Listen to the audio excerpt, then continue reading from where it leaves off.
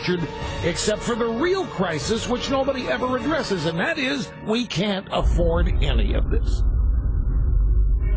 The sequester, real crisis or politics as usual, or both? Karl Rove joins us. Nice to see you, Karl. Greta, good to see you. Okay, Karl, is this a real crisis for the nation, or is this just politics as usual, or both? It's a crisis in this regard. We're talking about cutting 2.3% out of this year's budget. This year's budget is bigger than last year, so it's not like we're cutting below what we spent last year, but we are taking 2.3% of this year's budget and cutting it. Now, that's $85 billion out of a $3.554 trillion budget. That's 35,540 billions of dollars, and we're trying to cut 85 out. If we can't do that, we're in real trouble. Because we have a huge spending problem in this country, and we've got to start somewhere. Now, look, I don't want to underestimate how difficult this is in the middle of a fiscal year. It's one thing to do it before you begin the fiscal year and say next year we were planning to spend, $3.5 trillion, and we're going to spend $85 billion less. It's another thing to be in the middle of the year and cut it, but we better start cutting from the future growth of spending, restrain it, rein it in. Otherwise, these deficits are going to suffocate our country. They're already harming our growth. I love it. The president and his people say we need to keep spending. We need to keep running up these deficits. Otherwise, the economy is going to be in difficulty. Well, look, we've tried that for 4 years, and our economy has not been lit on fire. It's the worst recovery in the recorded history of the United States. And our job creation, we're still not back to the point that we were in 2007 when the country went into a recession. We have not been able to spend our way to prosperity. And the idea that we can continue to that philosophy is just mistaken.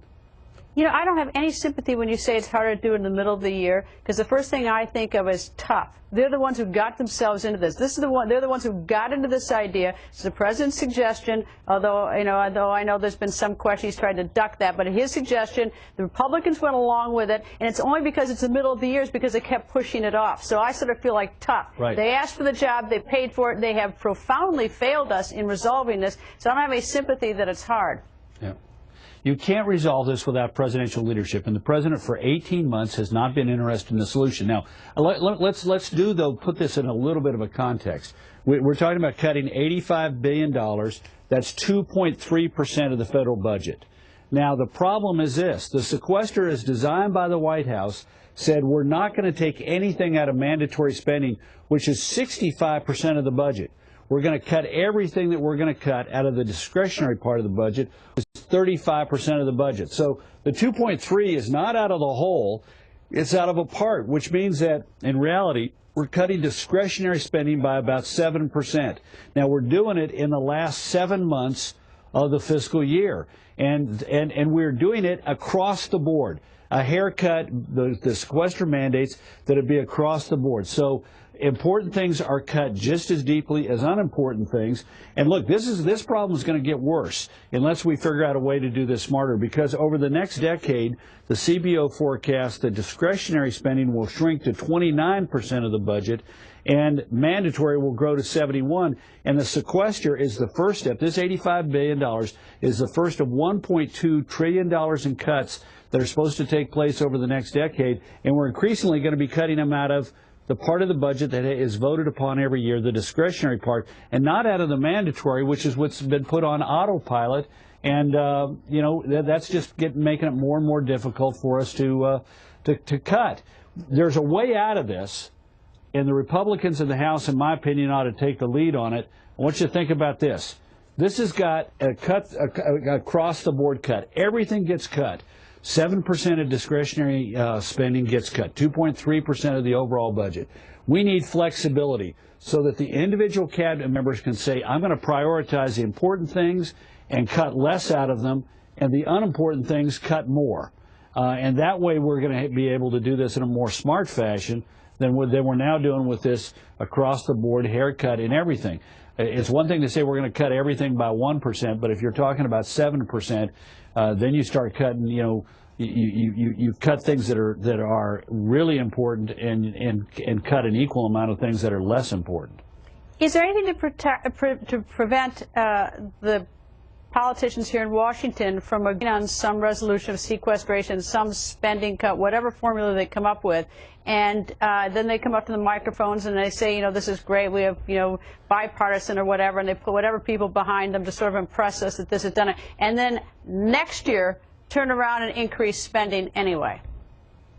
Well, the actions of one Congress can't bind a future Congress, and that's why we have to have people in the House and Senate who are committed to the long-term reform of our budget process. Because, yes, you're right, we cut $85 billion this year is no guarantee that people in future years are going to follow through with it, especially as long as this president is in office. Remember, this was his idea. He thought it was a great idea. And now he says it's brutal and arbitrary and wants it revoked. He once threatened to veto any bill that came to him that tried to stop or overturn the sequester. But and this is the irony, Republicans would be smart to give the president the flexibility so that it's not an across-the-board haircut. Each department has to cut an amount equal to 2.3% of the overall budget, or 7% roughly of discretionary income, has to cut that total amount, but it has flexibility to pick and choose among the programs inside that department, some of which will be cut more and some that will be cut less.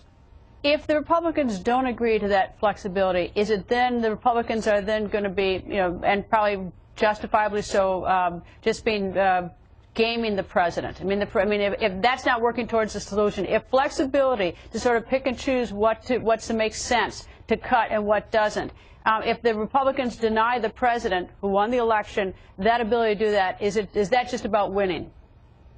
No, first of all, the president has not asked for it. The president has not asked for it. I think it's smart for the Republicans to give it to him so he can no longer blame him. If he says we're going to cut meat inspectors, they say, look, you can find something better at the Department of Agriculture to cut than meat inspectors. Can't you, Mr. President? Air traffic controllers are going to be cut. Mr. President, at the Department of Transportation, can't you find something that's not as important that you could really cut so you keep those important personnel? Oh, you're going to cut Border Patrol people. Isn't there something at Homeland Security that's less important, something that you can hold off a little while? So, look, the Republicans would be smart to give him flexibility. It would give him more power. He's going to gore a couple of the oxen that Republicans like. But the Republicans also have another important tool. I was emailing back and forth today with a really smart Republican strategist who said oversight. The House Republicans can call up any cabinet secretary who says, okay, well, I'm going to close the Washington Monument rather than, you know, cutting off the GSA conferences with people. And remember the famous photograph of the GSA administrator in a bathtub with his glass of red wine. Yeah, we all need therapy in order to overcome that image. But, you know, that's the kind of thing that oversight will allow the Republicans in the House to say, wait a minute, Mr. President, you threatened that ag meat inspectors would be taken away. Well, here are some really, you know, some programs at the Agriculture Department that are not as important. You know, let me give you the classic example. We have this program that takes, gives money to people for free cell phones, and already we've gotten government reports from the agencies and from the agency itself saying that it's rife with fraud and abuse. Well, maybe we ought to be cutting that program before we cut other things that are more important. So the Republicans have a 1-2 punch. Give the president flexibility so that the cabinet secretaries can pick and choose between accounts, take more out of the less important accounts, keep the important accounts, the important parts of the budget intact, and then have oversight so they can blow the whistle on any, you know, phony money kind of present PR gimmicks that these cabinet officials are undertaking in order to try and blame them for it. And Carl, I just want to point out that picture. If you take a good look at it, that guy in the bathtub, he didn't have 2 matching wine glasses. So we paid all that money, he couldn't even get 2 matching wine glasses. But anyway, I'm taking the last word on that one. Thank you, Carl.